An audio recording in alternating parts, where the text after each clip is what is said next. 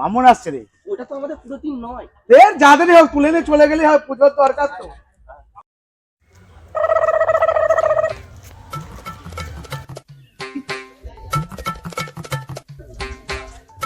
ওই তো ভাগবো সাই, চলো ভাগবো সাই।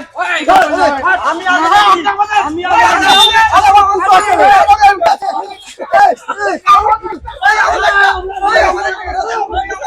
আচ্ছা, আরে সরস্বতী পুজো করাতে নিয়ে যাবি না, আমাকে সরস্বতী ঘাটে নিয়ে যাবি। আরে ছাড়, পুজো আছে।